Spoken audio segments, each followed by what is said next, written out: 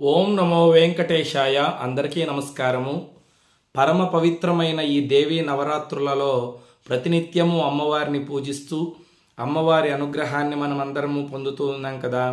రేపు అంటే 8వ రోజు అమ్మవారిని ఏ రూపంలో పూజించాలి, అమ్మవారికి ఏ నైవేద్యాన్ని సమర్పించాలి, ఏ మంత్రాన్ని జపించాలి, అదేవిధంగా ఎటువంటి పూలతో అమ్మవారిని 8వ రోజు పూజించినట్లయితే అమ్మ యొక్క పరిపూర్ణమైన అనుగ్రహం కలుగుతుందో ఇప్పుడు ఈ వీడియోలో మనం తెలుసుకునే ప్రయత్నం చేద్దాం. రేపు అంటే దేవీ నవరాత్రులలో 8వ రోజు శ్రీశైలంలో అమ్మవారిని మహాగౌరిగా అలంకరించి పూజిస్తారు. విజయవాడ కనకదుర్గమ్మను సరస్వతీదేవిగా అలంకరించి పూజిస్తారు.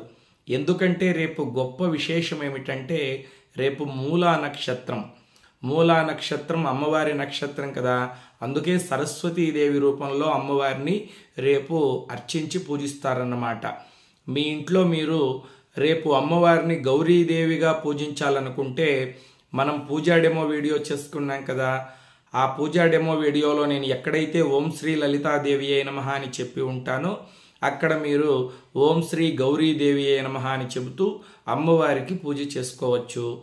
లేదా సరస్వతీదేవి రూపంలో అమ్మవారిని మీ ఇంట్లో పూజించేటట్లయితే నేను ఎక్కడైతే పూజా డెమో వీడియోలో ఓం శ్రీ లలితాదేవి అయి నమః అని చెప్పానో అక్కడ మీరు ఓం శ్రీ సరస్వతీదేవి అయి నమః అని చెబుతూ అమ్మవారికి షోడశోపచార పూజ కానీ లేకపోతే పంచోపచార పూజ కానీ చేసుకోవచ్చు. ఇక రేపు 8వ రోజు అమ్మవారికి ఏ నైవేద్యాన్ని సమర్పించాలంటే పులగము, అదేవిధంగా దధ్యోజనము, క్షీరాన్నము అమ్మవారికి నివేదన చేయాలి. అదేవిధంగా పళ్ళు, అరటి పళ్ళు, ద్రాక్ష పళ్ళు, దానిమ్మ పళ్ళు, జామ పండ్లు, ఈ పండ్లన్నీ కూడా అమ్మవారికి రేపు నివేదన చేస్తే చాలా మంచిది. ముఖ్యంగా రేపు మూలా నక్షత్రం అమ్మవారి నక్షత్రం కాబట్టి మీ పిల్లల చేత తప్పకుండా అమ్మవారి పూజ చేయించండి. మీ పిల్లల పుస్తకాలు ఉంటాయి కదా, ఆ పుస్తకాలన్నీ కూడా పూజ గదిలో పెట్టి చక్కగా ఆ పుస్తకాలకి కాస్త గంధము కుంకుమ బొట్లు పెట్టి కొన్ని పూలను సమర్పించి అమ్మవారికి పూజ చేసి మీ పిల్లల చేత అక్షతలు ఇచ్చి అమ్మవారి మీద అక్షతలు వేసి నమస్కారం చేసుకోమని చెప్పండి. ముఖ్యంగా రేపు మీ పిల్లల చేత సరస్వతే నమస్తుభ్యం వరదే కామరూపిణి విద్యారంభం కరిష్యామి సిద్ధిర్భవతు మే సదా ఈ శ్లోకాన్ని చెప్పించండి. సరస్వతి రూపంలో అమ్మవారిని పూజించిన తర్వాత అక్షతలు తీసి మీ పిల్లల తల మీద వేయండి. మీ పిల్లలు మంచి విద్యావంతులుగా బుద్ధివంతులుగా సమాజంలో మీకు కీర్తి ప్రతిష్టల్ని తెచ్చి పెడతారు. రేపు ఏ రంగు వస్త్రాలని ధరించి అమ్మవారిని పూజించాలంటే తెలుపు రంగు వస్త్రాలు. స్త్రీలైతే తెల్ల చీర అంటే బార్డర్ ఉండాలి, ఒట్టి తెల్ల చీరను కట్టుకోకూడదు. పురుషులైతే తెల్ల పంచ తెల్ల కండువ లేదా గులాబీ రంగులో ఉన్నటువంటి చీరనైనా ధరించవచ్చు. గులాబీ రంగులో ఉన్నటువంటి పంచ కండువానైనా ధరించి అమ్మవారిని పూజించవచ్చు. అమ్మవారి అనుగ్రహం తొందరగా కలుగుతుంది. ఇక రేపు అమ్మవారిని ఏ పూలతో పూజించాలంటే తెల్లని మల్లెపూలు, నందివర్ధనాలు, తెల్లని గన్నేరు పూలు, తెల్ల రంగులో ఉన్నటువంటి కలువ పూలతో అమ్మవారిని పూజించాలి. అదేవిధంగా చేమంతి పూలు, మందారం పూలతో కూడా అమ్మవారిని పూజించినట్లయితే అమ్మవారి యొక్క పరిపూర్ణమైన అనుగ్రహం కలుగుతుంది. రేపు 8వ రోజు ఏ వస్తువుని విసర్జించాలంటే మీకు ఇష్టమైనటువంటి వస్తువుని విసర్జించాలి. అంటే మీకు పాయసం బాగా ఇష్టం అనుకోండి, రేపు 8వ రోజు అమ్మవారి పూజ చేసిన వారు పాయసాన్ని తినకూడదు. మీకు పులిహోర అంటే ఇష్టం అనుకోండి, రేపు అమ్మవారిని పూజించిన వారు పులిహోరను తినకూడదు. మీకు కాఫీ టీ అంటే బాగా ఇష్టం అనుకోండి, రేపు 8వ రోజు కాఫీ టీని విసర్జించాలి.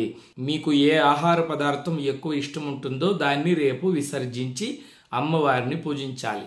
ముఖ్యంగా రేపు 8వ రోజు అమ్మవారి యొక్క మూలా నక్షత్రం కాబట్టి మీ ఇంట్లో అమ్మవారిని పూజించిన తర్వాత ఎవరైనా ఒక సువాసిని ఇంటికి పిలిచి వాళ్లకు వాయనం ఇవ్వండి.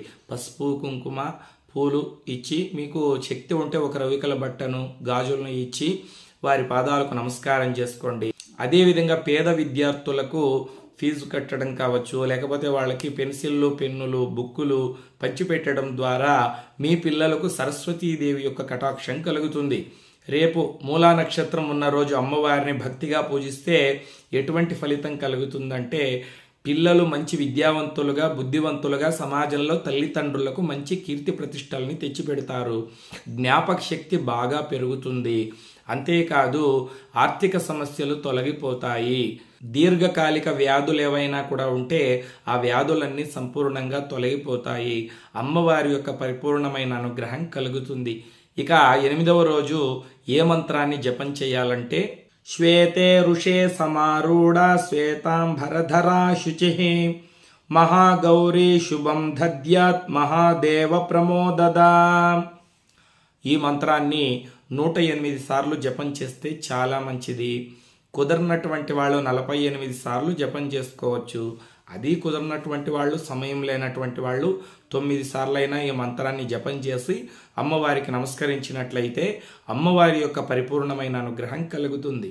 కాబట్టి రేపు అమ్మవారి జన్మ నక్షత్రం మూలా నక్షత్రం కాబట్టి సరస్వతీదేవిని తప్పకుండా పూజించండి. అమ్మవారి యొక్క అనుగ్రహం పరిపూర్ణంగా కలుగుతుంది. రేపు ఇంకొక చక్కటి వీడియోలో కలుసుకుందాం. లోకా సమస్తా సుఖినో భవంతు. స్వస్తి.